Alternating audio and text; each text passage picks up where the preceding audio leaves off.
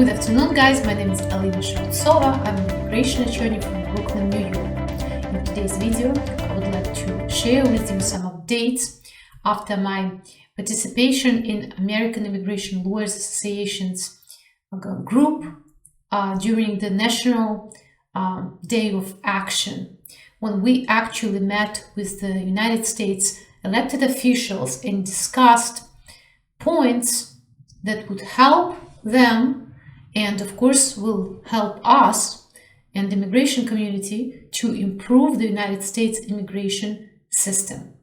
And here I would like to talk to you about what we encouraged the congressmen to do, the points that American Immigration Lawyers Association is focusing on, and the points that we all are probably very interested in to see finally some action to be undertaken.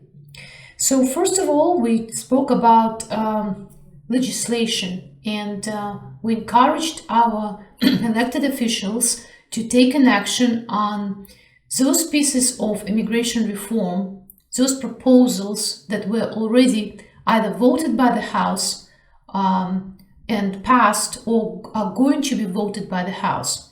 For example, American Dream and Promise Act, Farm Workforce Modernization Act, Secure Act, US Citizenship Act, Dream Act of 2021. I have videos about those proposals. Basically, they're focusing on helping dreamers, TPS holders, farmers, essential workers. The US Citizenship Act, proposed by the President Biden, of course, is aiming at helping all undocumented population of the United States. And I would tell you that at least those representatives that we met with are all very supportive of immigration actions. We also spoke about a possibility of relieving the immigration situation by extending certain acts that have been adopted in the past but timed out, like 245I grandfathering provision, for example. It was a provision that would help somebody who entered the United States without inspection, overstayed their legal status in the United States, to bridge or to be able to adjust to lawful permanent residency with the help of paying a fine of $1,000. The last time this was extended, prior to 9/11, it was April 30th, 2001 was the deadline, and right around the time of 9/11, the Congress was about to extend that 245I provision again to move the deadline further, but because of the 9/11, it never happened. So now it would be a very good time to finally utilize the tools that we already have in place to try to help millions of people. Another provision that we spoke about is registry.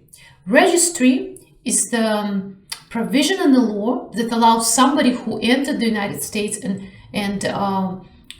has been residing in the United States from 1972 to file for a green card, regardless of their status now, which is a great option.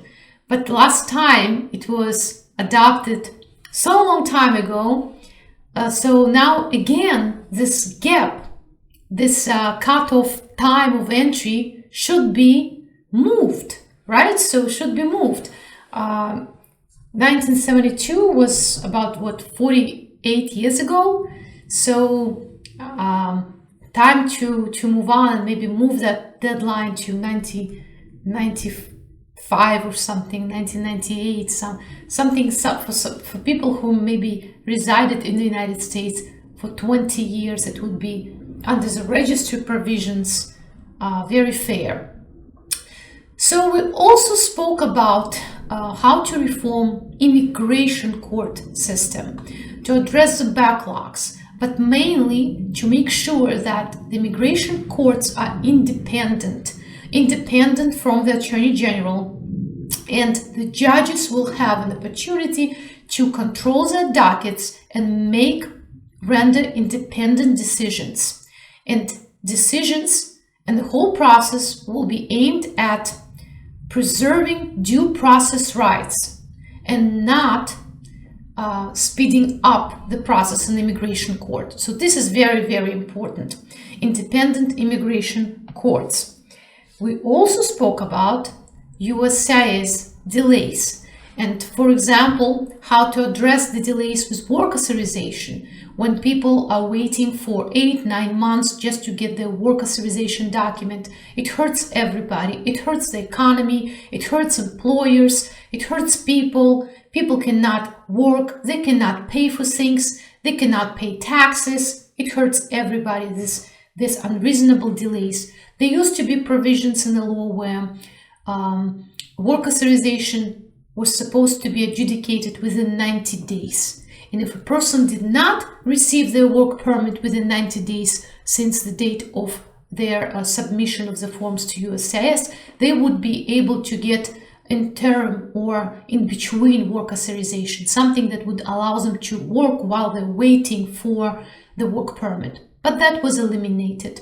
And now there is this crazy delays and no opportunity to really fix that, because USCIS stopped accepting walk-in appointments. USCIS started using robots to talk to you online, and it's very, very hard to resolve any issue if you have an issue of delay or an issue of InfoPass appointment.